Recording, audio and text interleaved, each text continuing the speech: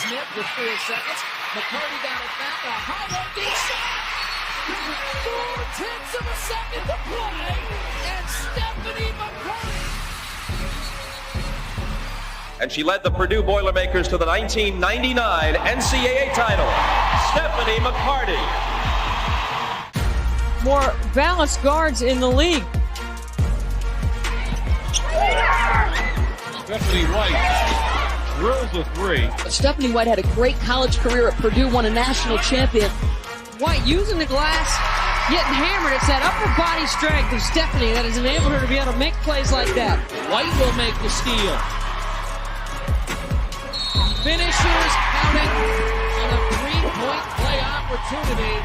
Against the zone, outside right, heading to White. Here's a perimeter right 3-point shot by Stephanie White.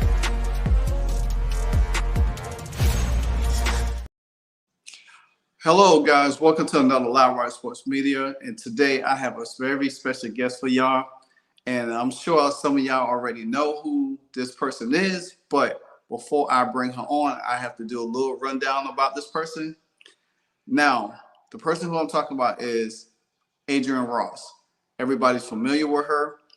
Adrienne is from New York City. She was a 7th grade public English teacher for nearly 20 years. And then she coached high school girls varsity basketball for 6 years.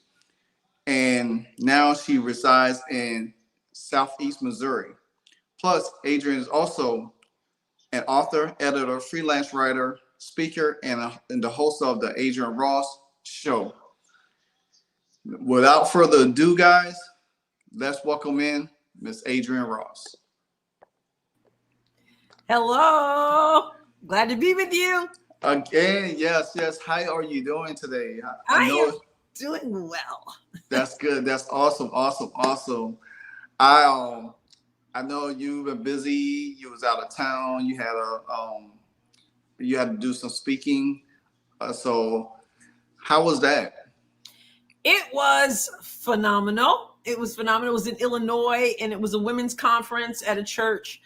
And I was one of 3 speakers, and it was an honor to be there. And it was wonderful. But I'm back and try to jump right back in it. And I'm so glad that we get a chance to talk. We really had a good opportunity to talk when you came on my show a couple of weeks ago. Everybody loved you. I got to tell you, the comments were glowing.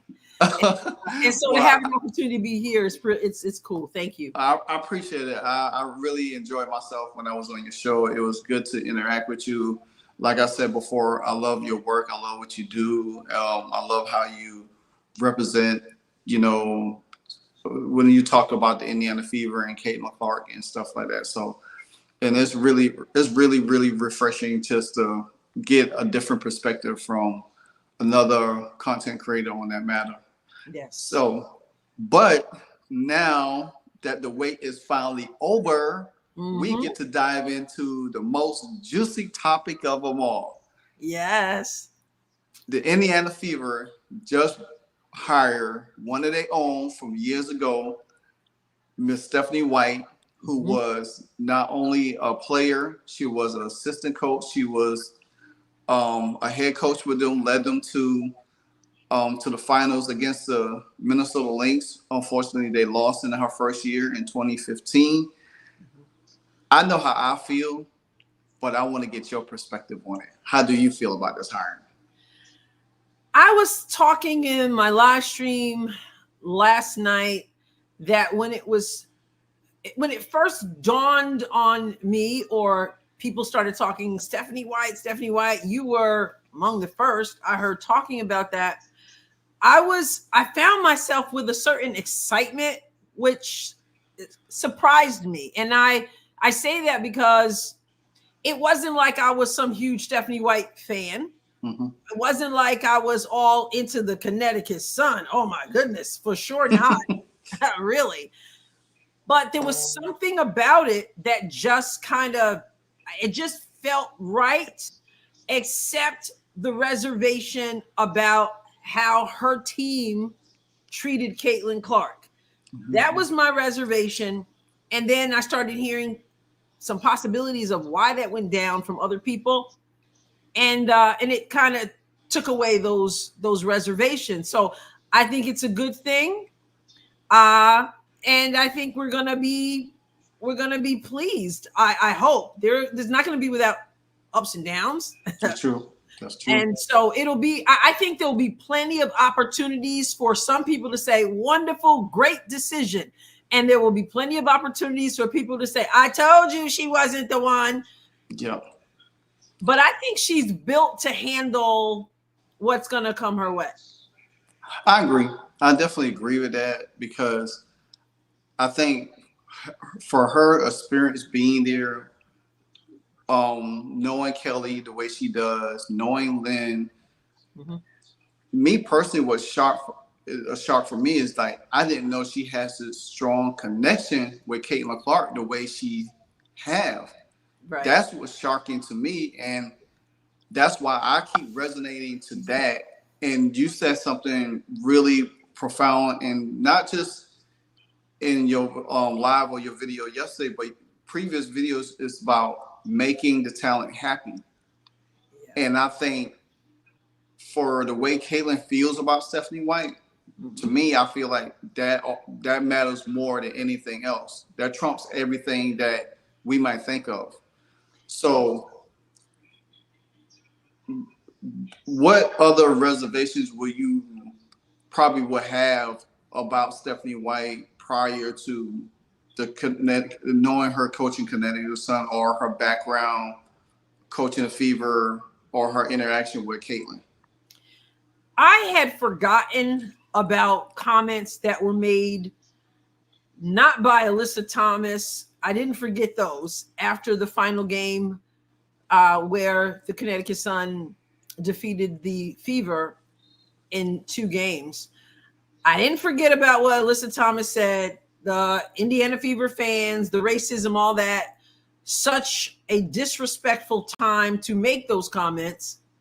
But I had forgotten that Stephanie White had chimed in on that conversation. And I had forgotten that I was annoyed by her comments. Sort of like she kind of played both sides of that. Mm-hmm. And it was another podcaster who pointed that out, because he was not happy about the possibility of Stephanie White coming on.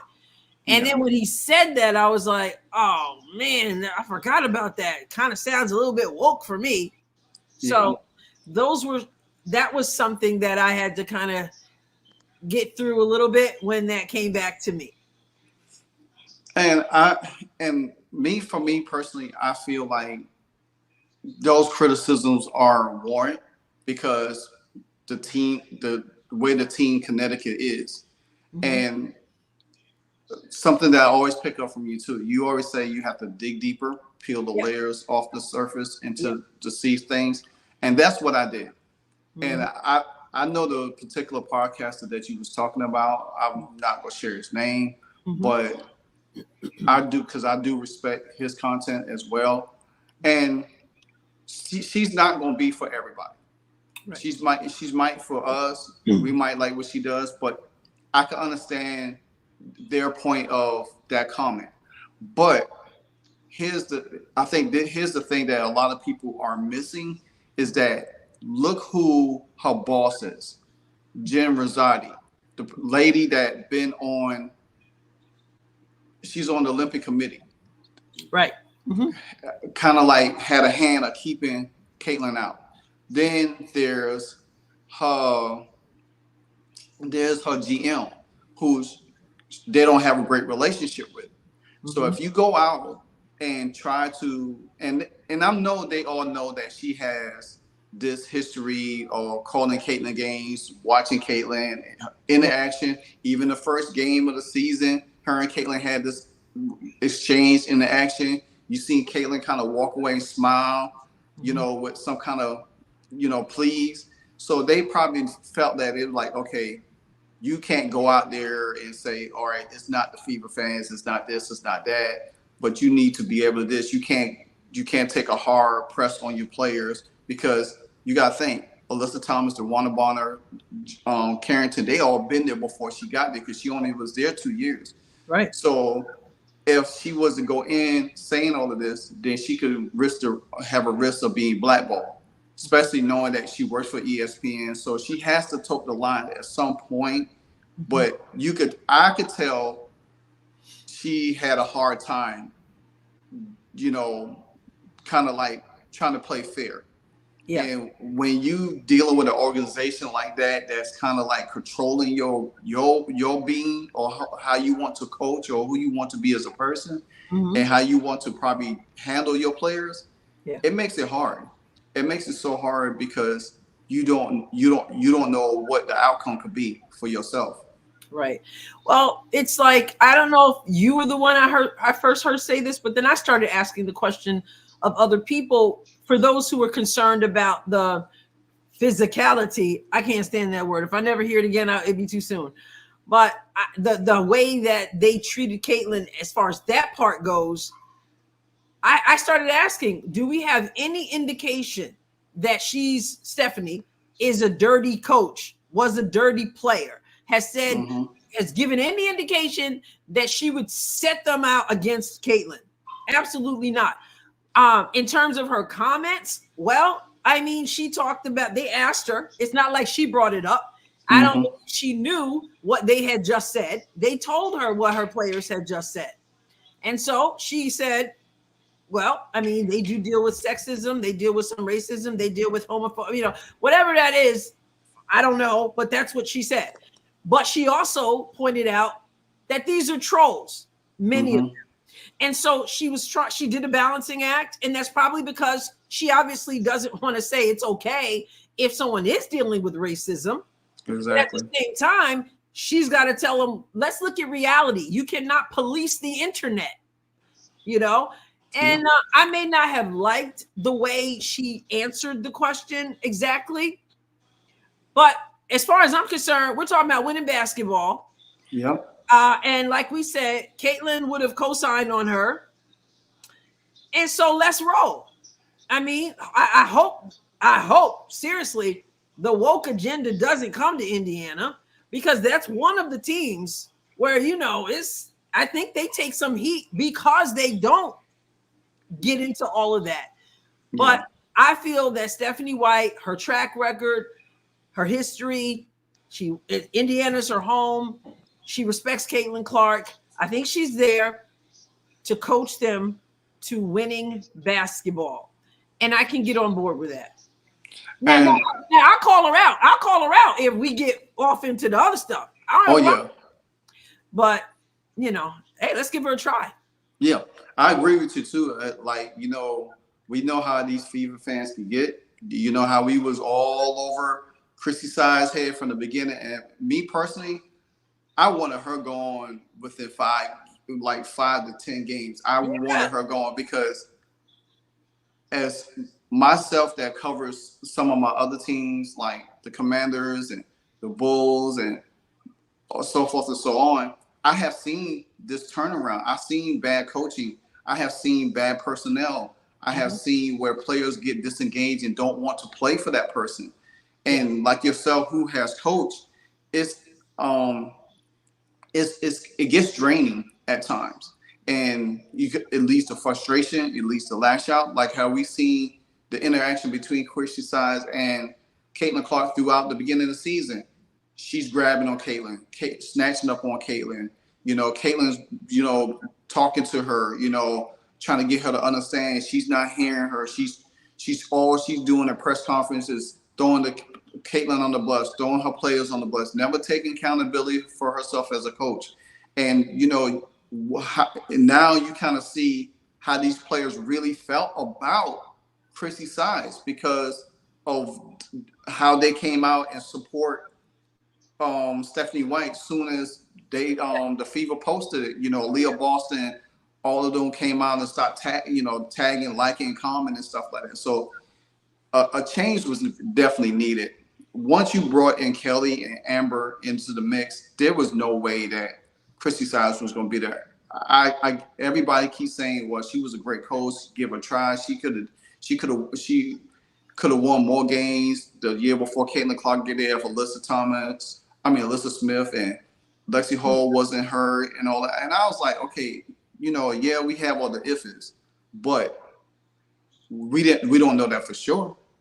Yeah, I think that, as I said in my live last night, I don't believe that anybody who truly knows basketball thought that Christie Sides should stay, even though she said in her social media post, leave it better than you found it, peace.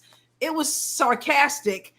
And though there was improvement in her coaching and obviously in the record of the team, I think that was in spite of her. And I think that was to some extent her growing up enough to know I need to get out of the way and let them play to their strengths, let them run. But nobody who knows the game thinks, and no one who understands a moment of time, I'd be careful when I say that, start to sound like certain other people, but nobody who understands how important this moment is says, well, let's just continue to let her grow. No, it's not what you do. She will go, she will grow. I don't know where she'll work again, but and I'm not one of those people who feels that Christie Sides was a horrible person. I don't believe that Christie Sides was trying to sabotage Caitlin Clark. I believe that Christie Sides was just in over her head. And a lot of people could have been. You've got a generational talent in front of you, all the eyes, all the scrutiny. You've never seen defensive pressure like that. People are trying to knock her off, take her head off, all this stuff. There's a whole lot to that. So I'm not trying to just totally denigrate Christie Sides, but she was in over her head. You don't hang out with that while she grows up and let Caitlin Clark languish on the vine. That's not how sports works. It is a business, and this is a rare talent. You capitalize off of it now. That's the priority, not a coach you want to be patient with. It just doesn't work like that. I agree. I totally agree. I mean, it's like you want a Porsche where you continue to drive a Beetle, and you're not going nowhere. You want to go fast. You want to take off. You have, like you say, you have this generational talent, something that Stephanie Wright alluded to, and when she was on calling the game with Ryan Ruckel last night. Caitlin's a generational talent. And when you come in there and you have a high IQ coach and a high IQ player, great things is going to happen, you know. And I feel like for Stephanie White, this is a fresh start for her, to come back home, knowing barring the things that she was dealing with over there. This is a fresh start for Caitlin too. Now she has a coach that understands her game, that knows her game, and it's going to feel good to be able to play a little bit more freely than you have been in the previous season.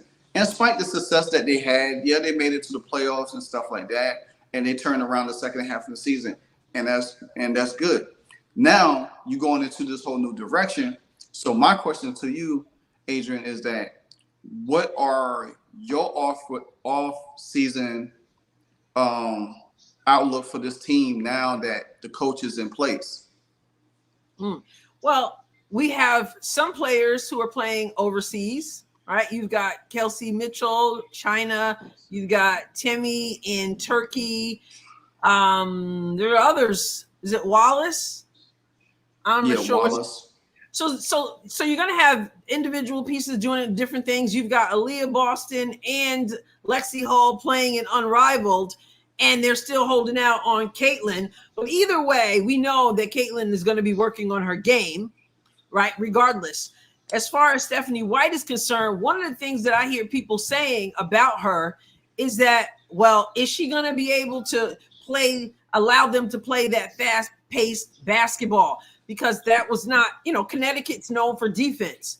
And this is what I'm trying to say to people. A good coach, and we're talking about 2023 Coach of the Year.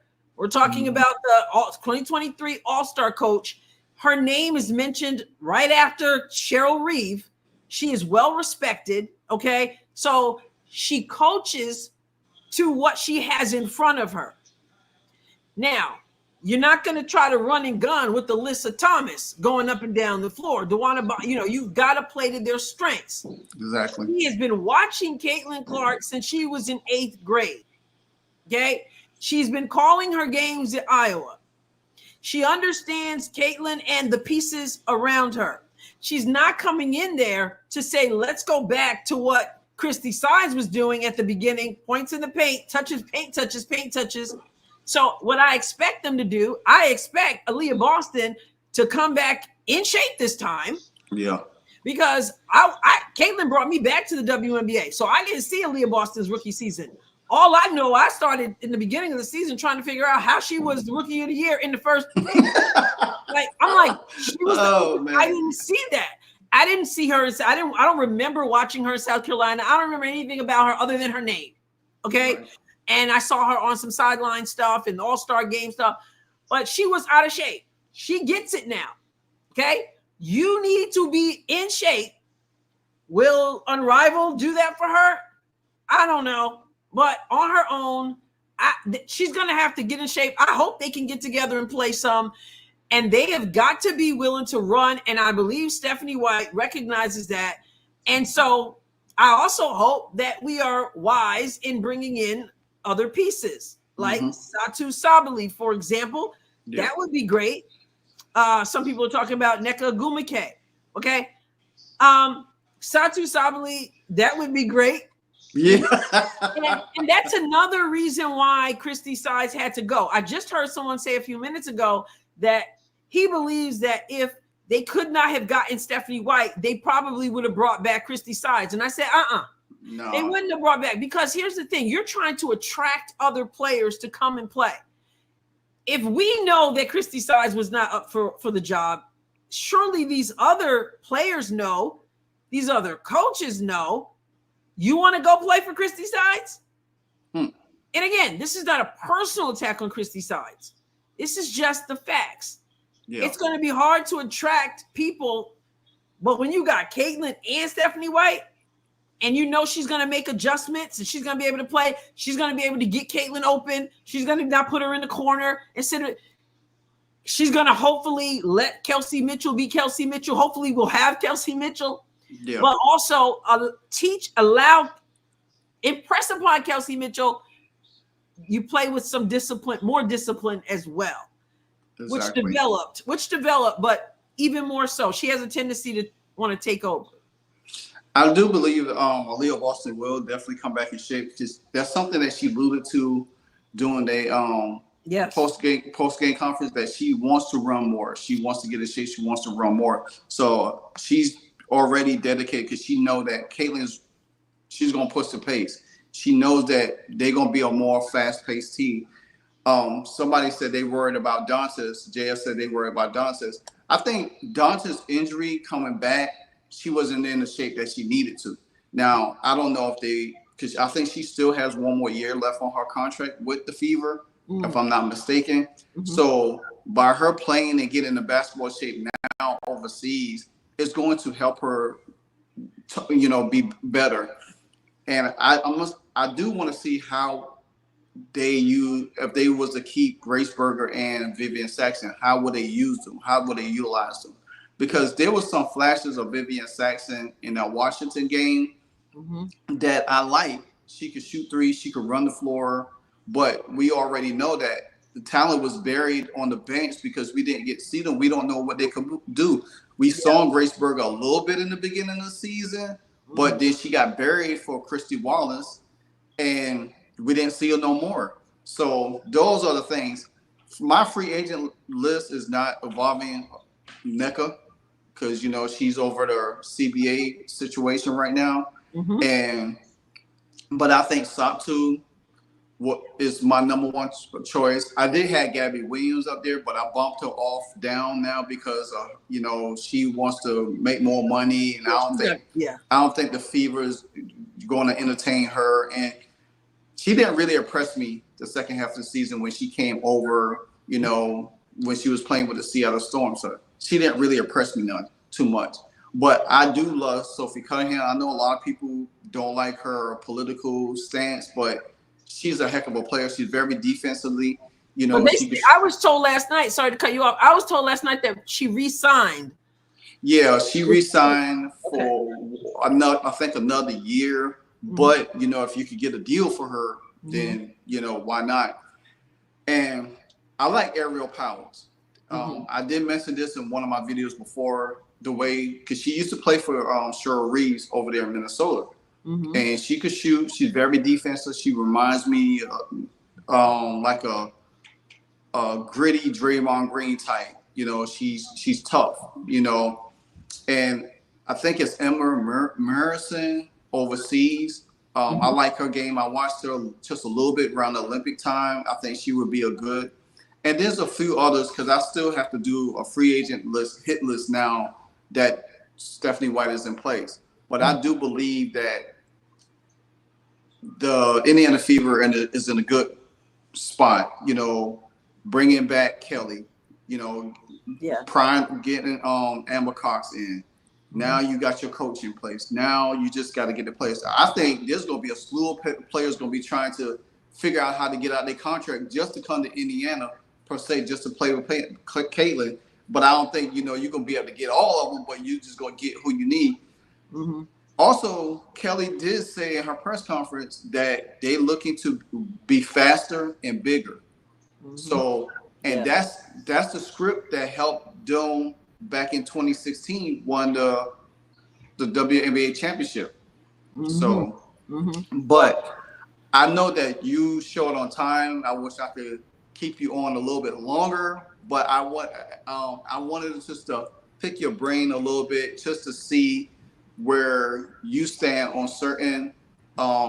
certain situations with this. I know my thought process, and I just like to get better perspective from other people and just see how, you know, your thinking is on everything, and what is your admiration for Stephanie White and the Fever going forward for the rest of the season, the off season, and going into 2025. Yeah, well, hey, it's new beginnings, right?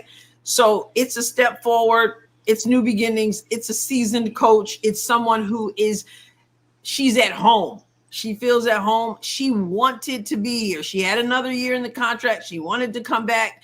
She understands the value she has in Caitlin Clark, which Christie sides admittedly and Lynn Dunn admittedly didn't quite get. They didn't get the full effect.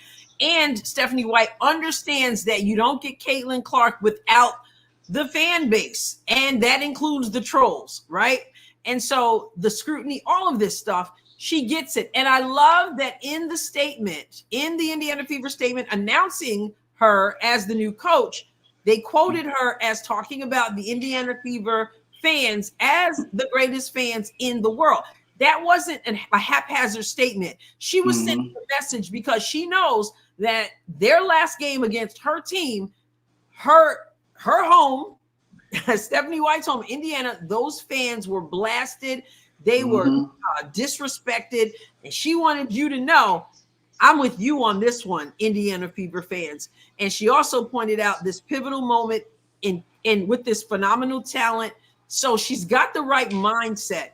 Yeah. She's willing to take the challenge because she knows every move she makes is going to be scrutinized. She wouldn't come in here if she didn't feel confident that she can live up to the challenge. And so with that, hey, she's confident.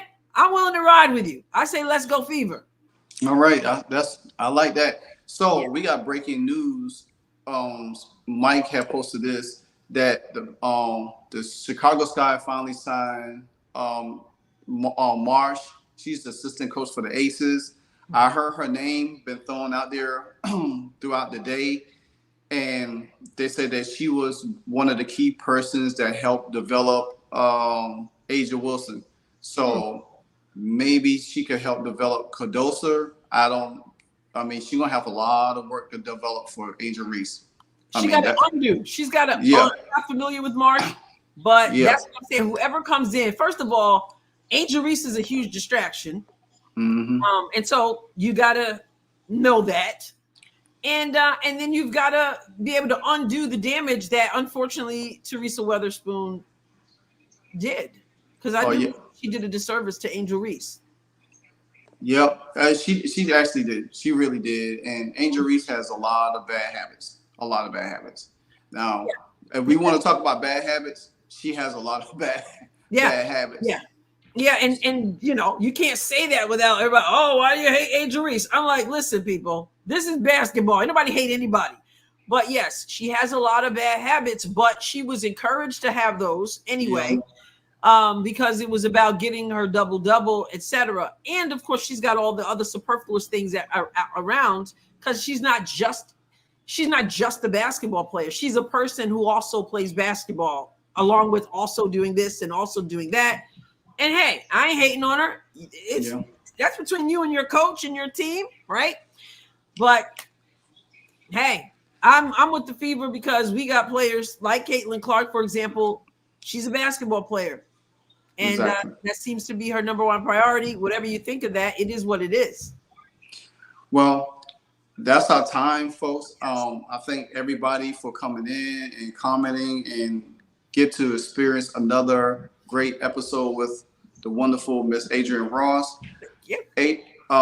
Tell everybody where they can find you at. Yes, you can find me at the Adrienne Ross Show on YouTube. So make sure you subscribe over there. And that's about it. The Adrienne Ross Show. Appreciate it. Thank you so much for having me on. Thank you. I appreciate it. No problem at all. Like I said, I know it was short notice and everything, and I wanted just to get your perspective. And like always, you are more than welcome to come aboard again anytime you want to. Like I said, my schedule is different. I'm usually off on Fridays and Saturdays, so it works for me that way. But like I said, you have open invitation. You more welcome to come anytime you want. I appreciate that. And I have another live to go to at 7:30, so I will be back in the same format a little bit. There you go. So yeah, it's gonna be a busy Saturday for me. So pretty much. But again, thanks for everybody for joining us. Shout out again to Miss Adrienne Ross for how awesome work that she have done. Until the next time, you always know what I said at the end of my video. You know what it is. Hey, so amazing. You see how they playing? Live wire, it's all about sports and entertainment. You don't want to miss it, so official like you never seen. Keep it going till the whistle blowing from the referee. Everything from highlights and stats. You know that we gotta run it back, whether on the field or the court. You know that this is where it's at. Subscribe, no delaying. This is Live Wire, sports and entertainment. Let's go.